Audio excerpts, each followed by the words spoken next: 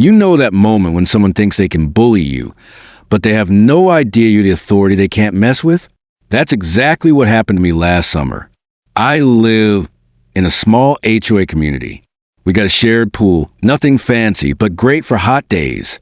As fire marshal for the county, I know all about safety rules. And when I saw the HOA pool's gate lock was busted and the water's chemical balance was way off, I did what any responsible person would. I locked the pool until repairs were done. Little did I know that act would summon Karen, the self-appointed queen of the HOA, and she would try to call 911 on me. It was a Saturday morning, 95 degrees, kids playing everywhere. The pool's chlorine test came back dangerously low, and I noticed the deep end's ladder was loose. One slip, one bacteria bloom, and we'd have kids in the ER. So I put a heavy-duty chain and lock on the pool gate, taped a bright red notice saying, "Pool closed by county safety order."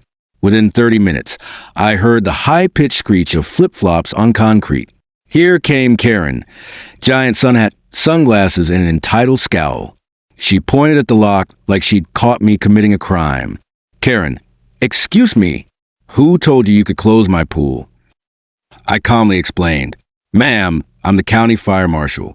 This pool is unsafe until the ladder is fixed and chlorine levels are normal. It's a hazard." She smirked and snapped back, "You're not in charge here. The HOA board didn't approve this. Remove the lock now." When I refused, she pulled out her phone and started dialing. I thought she was calling the HOA president.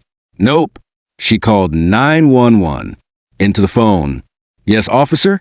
A man is vandalizing our HOA pool and illegally locking it. He's trespassing and refusing to leave." Now, I could have stopped her right there and explained everything, but I decided to let this play out. 5 minutes later, a patrol car rolled up. Officer steps out, looks at me, then at Karen. Karen practically runs to him. "Arrest him. He's locking up the pool and ruining our community." The officer turned to me. "Sir, can you identify yourself?" I handed him my badge and ID. His eyes widened. "Ma'am, this is Fire Marshal Thompson." Karen's jaw dropped. "W what? That's not possible. He's lying." The officer just shook his head. "Ma'am, the county has full authority to shut down any public use pool for safety violations. The fire marshal is literally the top enforcement here." Karen turned beet red. "Well, I'll have your job for this." She screamed. I smiled. "Feel free to complain. But just so you know, I've already filed a formal report with photos.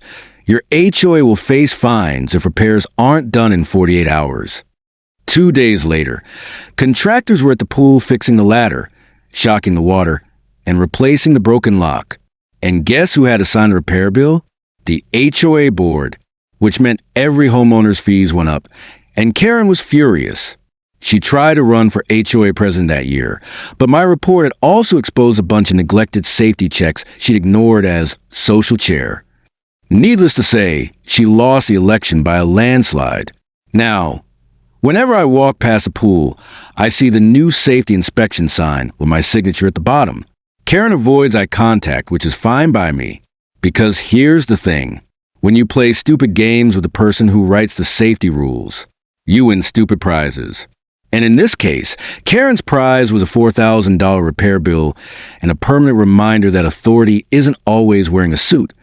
Sometimes it's wearing swim trunks and carrying a badge.